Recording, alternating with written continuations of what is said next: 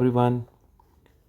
आज की इस वीडियो में हम जानेंगे इंडियन इकोनॉमिक डेवलपमेंट के बहुत ही इम्पोर्टेंट टॉपिक रूरल डेवलपमेंट और उसके एक बहुत ही ख़ास कंसेप्ट नॉन फार्मिंग एम्प्लॉयमेंट के बारे में।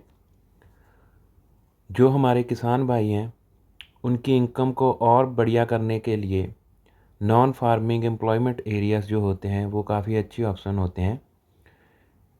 नॉन फार्मिंग एम्प्लॉयमेंट में जो अलग अलग मेथड्स अपना के किसान भाई अपनी इनकम जो है वो बढ़ा सकते हैं, क्योंकि जैसे हम पहले से जानते हैं कि इंडिया की जो मोस्ट ऑफ़ द पॉपुलेशन है वो गांव में रहती है और उनका ज़्यादातर काम जो है एग्रीकल्चर का ही है।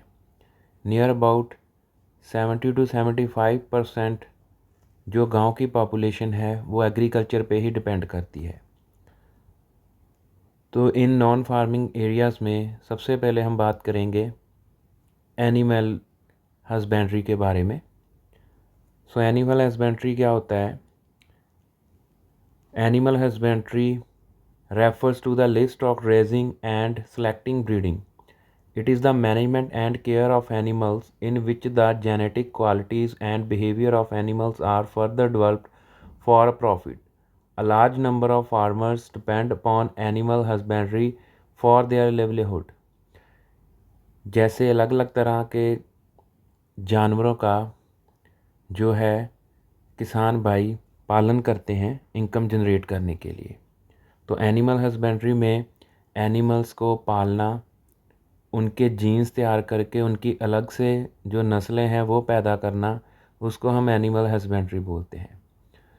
तरह तरह के एनिमल्स को जब किसान भाई पालते हैं और उनकी नई नई नस्लें, उनकी क्वालिटीज़ को डेवलप करने को हम एनिमल हस्बेंड्री बोलते हैं। तो इससे नए जेनेटिक फार्मूला को अपना के किसान भाई अपनी इनकम को जो है वो बढ़ा सकते हैं। जैसे हमने देखा है कि कोई गाय है, अगर वो अच्छे से दूध देती है, उसकी नस्ल अच्छी है, तो उसके और क्वालिटीज़ को डेवलप करके अच्छे से इनकम को जनरेट किया जा सकता है। ऐसे ही डॉग्स में उनकी ब्रीडिंग करके उनसे अच्छे से इनकम जो है वो जनरेट की जाती है। इंडिया में लगभग 70 मिलियन जो लोग हैं, फार्मर्स हैं, वो अभी इसमें इन्वॉल्व हैं एनिमल हस्बेंड्री में। इंडिया में लगभग 58% जो हैं वो एनिमल्स को पालते हैं, जिसमें कि बहुत सारे एनिमल जैसे कि कैमल्स, हॉर्सेस, पोनीस आदि को पाला जाता है। सेकंड जो है ऑप्शन वो है dairy farming. Dairy farming is a form of agriculture that is dedicated to the production of milk and dairy products from the care and feeding of cattle, mainly dairy cows. Dairy farmers focus on the managing the health, welfare and milk production of animals to obtain the highest quantity and quality of milk possible. Dairy farming के बारे में जैसे कि आप जानते हो कि जिसमें जो जानवर दूध देते हैं उनका पालन किया जाता है ताकि उस दूध को बेच के इनकम जनरेट की जा सके। और इंडिया जो है वो वर्ल्ड में नंबर 1 है मिल्क प्रोडक्शन में। तो डेयरी फार्मिंग एक बहुत ही स्ट्रॉन्ग जो है बिजनेस रहता है। इंडिया में लगभग सभी किसान जो है खुद के लिए या बेचने के लिए, कमर्शियल यूज़ के लिए डेयरी फार्मिंग करते हैं। तो इसमें मेनली जो इंडिया में है काउस को पाला जाता है, भैंसों को पाला जाता है दूध के लिए। तो डेयरी फार्मिंग भी जो है वो फार्मर्स के लिए एक अच्छी ऑप्शन है, रहती है अपनी इनकम को और बढ़िया करने के लिए। डेयरी फार्मिंग के बाद जो नेक्स्ट ऑप्शन किसान भाइयों के पास आती है वो होता है हॉर्टिकल्चर।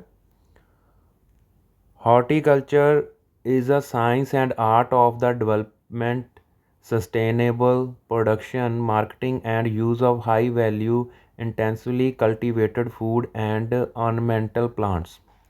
हॉर्टिकल्चर में क्या होता है, कुछ ऐसे प्लांट्स जैसे कि कुछ फ्रूट्स हो गए, वेजिटेबल्स हो गए, क्रॉप्स, फ्लावर्स हो गए, मेडिसन जहाँ जिनसे प्लांट से मेडिसन हम ले सकते हैं, फूलों की खेती हो गई, वेजिटेबल की खेती होगी। जो हमारे ट्रेडिशनल क्रॉप्स हैं उनसे निकल के जब हम अलग अलग तरह के प्लांट्स को कल्टीवेट करते हैं, उगाते हैं, तो उसको हम हॉर्टिकल्चर बोलते हैं। इंडिया जो है उसका 1/3 एग्रीकल्चर जो है वो हॉर्टिकल्चर के द्वारा 6% हमारी जीडीपी में लगभग अपना कंट्रीब्यूट देता है। सो इंडिया में अभी जो हॉर्टिकल्चर है वो काफ़ी पॉपुलर होता जा रहा है। जो भारत के किसान हैं वो इसको छोड़ के, ट्रेडिशनल क्रॉप सिस्टम को छोड़ के हॉर्टिकल्चर की ओर जा रहे हैं, क्योंकि उनको इसमें काफ़ी प्रॉफिट्स वगैरह जो है वो मिलते हैं। The next portion of this chapter is fisheries. A fishery is an area where fish are caught for commercial or recreational purpose. मछली पालन ये भी अभी के टाइम पे काफ़ी ज़्यादा फेमस हो रहा है उन एरियो में जहाँ पे पानी की मात्रा काफ़ी रहती है।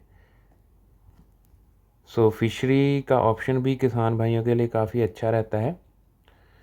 फिशरीज़ में किसान भाई जो हैं किसी खुली जगह में जहाँ तो खुद मछली पालते हैं, जहाँ जैसे समुंदर या नदियों से मछली पकड़ते हैं।